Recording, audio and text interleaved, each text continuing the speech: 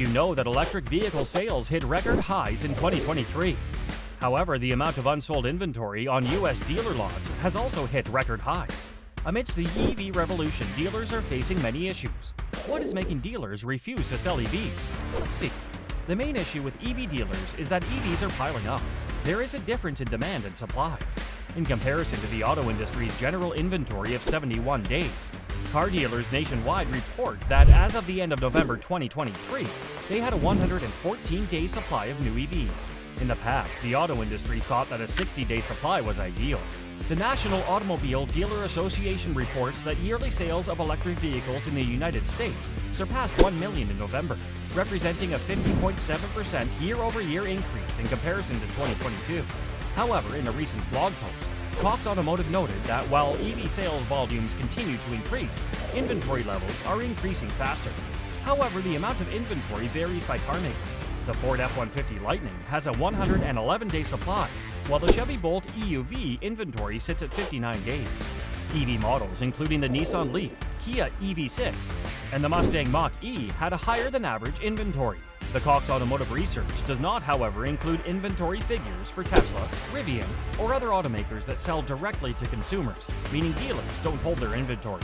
In 2023, the Tesla Model Y became the top-selling vehicle of any kind, electric or combustion engine, around the world, a first for an electric car. However, Tesla just announced a recall of nearly all of its vehicles sold in the U.S. to update software for its autopilot feature.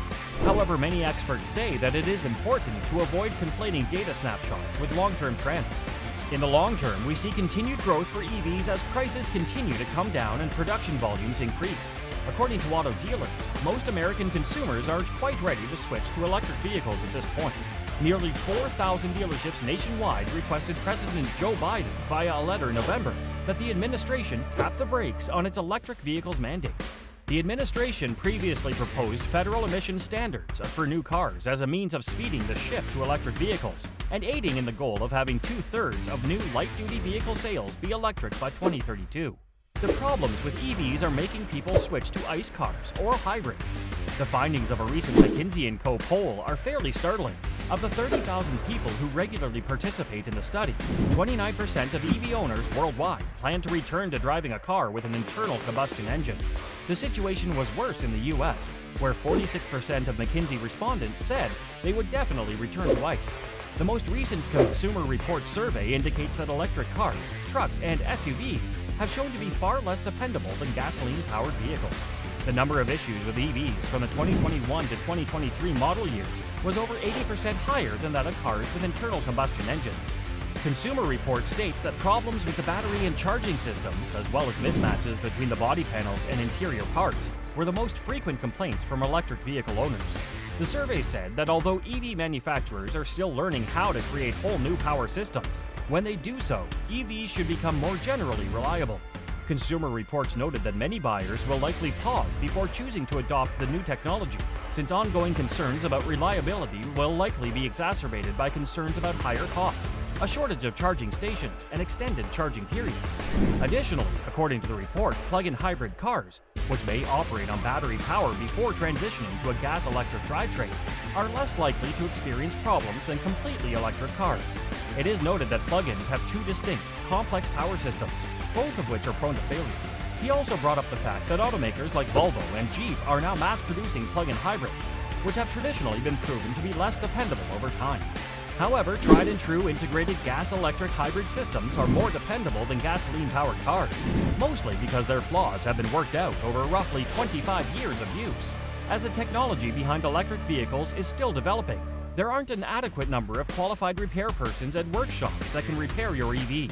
When there is a lack of professionals, fixing an EV may cost you an arm and a leg. Also, the average repair cost of an EV in the U.S. is $6,587, compared with $4,215 for other vehicles. This makes EVs unaffordable to the average U.S. family, and repairing them takes months. In addition, another report said that a man was unable to drive his EV because of complaints about the engine due to the cold weather. So the question is, if you live in a cold climate or a cyclone-prone area and don't have access to the power grid and run out of batteries, what are you going to do? Unless you have a combustion engine vehicle, you can get in trouble in such a situation. This suggests that EVs are not replacements for combustion engine vehicles, but supplementary. Here comes the importance of hybrid vehicles. According to a recent survey, almost half of Americans say they are unlikely to buy an electric car as their next vehicle due to its high price and shortage of charging stations. This is also happening in the wake of the Biden administration's vigorous efforts to increase EV sales and move the nation towards renewable energy. In an effort to reduce emissions and slow down climate change, the White House has set a target that by 2030, up to half of all new car sales will be electric. Speaking about climate change, it should be understood by now that electric cars are only as clean as their power supply. Experts debate whether, when manufacturing and battery life are taken into consideration, electric automobiles are more environmentally harmful than gas guzzlers. Nonetheless, some experts find the zero emissions claim unnecessary when they consider the manufacturing process for cars and their batteries. Whether electric automobiles are actually more environmentally friendly than gas guzzlers has been a topic of ongoing discussion. Do you know that EV owners are dealing with concerns with the lack of charging stations, long lineups, malfunctioning chargers, and other common issues in Southern California's EV charging stations are troubling the EV owners community? This is not just in the case of Southern California, but also for many parts of the U.S. People are driving electric cars during the busiest time of year for road trips, but many claim it can be difficult to locate reliable chargers. This is due to California's upcoming 2035 ban on the sale of new gas-powered automobiles. Drivers in Southern California complain that they frequently have to bargain for a spot in line, try to charge their cars while they're out and about, and run into broken chargers. Even early in the morning, often I'll encounter between 1 to 5 people waiting in line, and often there will be, two or three stations working out of 4, said Emily Hampton, a recent EV owner. Although Hampton is happy with the large monthly savings on gas and expenses, she wishes electric car charging was reliable. Hampton does not have access to an at-home charger because she rents her house and works from it. It seems like they all operate differently and have different levels of reliability, Hampton added. Other EV drivers share the same concerns.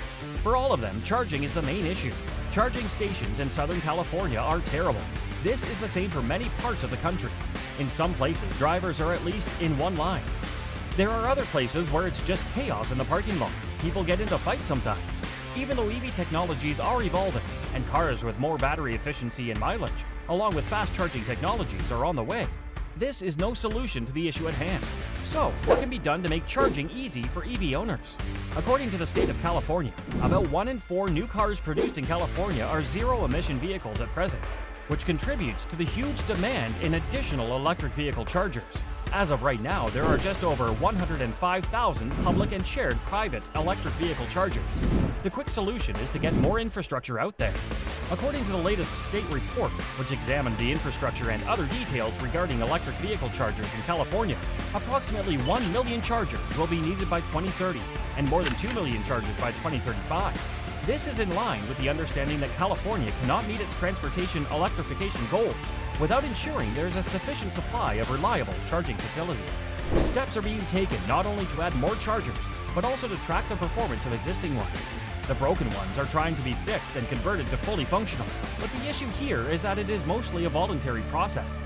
So there is a need for some kind of regulation. What are the other issues with the transmission to EVs? Tell us in the comments. Also, thanks for watching. If you enjoyed this video and found it entertaining, then don't forget to hit like and also subscribe to our channel, and ring the notification bell so you never miss any future content from us.